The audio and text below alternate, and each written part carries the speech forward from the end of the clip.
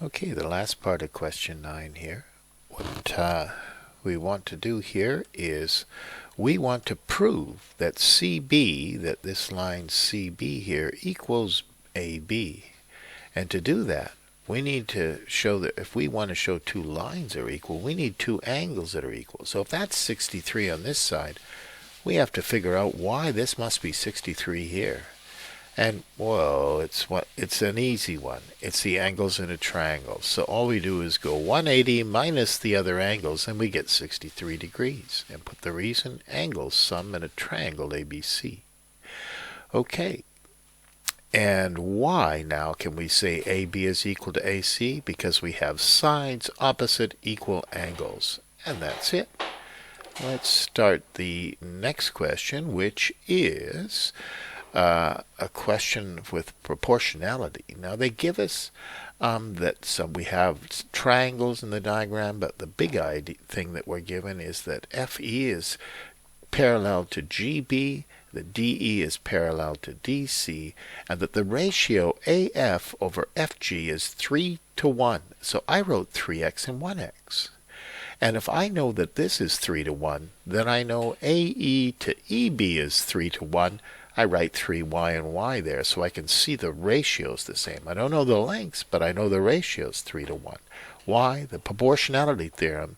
And because FE is parallel to DB, that's why I can say the sides are proportional. Now, we know that AD over DC must be in a 3 to 1 ratio as well. But we can use this idea, so I write 3z and z there because it's in the same ratio. But look, they have a different ratio they're looking at. What's AC all the way through here to the DC at the end? Well, it's the same as it's the same as this ratio of AC to CD is the same as AB to AE, which is 4 to 1. 3 plus 1, 4 to 1 in the end. So that's what the proportion of AC and CD is. The next part's a little bit trickier. It says, what's the ratio AH to CD? Well, I have these ratios of AE and EB, and I know that AF and FG are 3 to 1, so AH to HD must be 3 to 1. But look, before I called this 3 to 1 when I used it, and it was 3Z, because this is clearly not the same length. So there's 3A and A. To make this ratio 3 to 1, 4A to a ratio of 1, I have to make this 4/3 A. And that helps me figure out the next part here.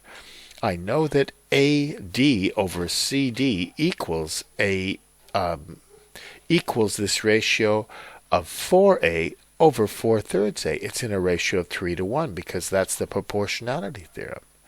Well, now I can use this little 4/3 A now and do AH, which is 3A, over CD, which is 4/3 A. I just make that fraction, the A's cancel, and I get 9 over 4. That's the ratio of AH to CD. And there you go, a little tricky, but that's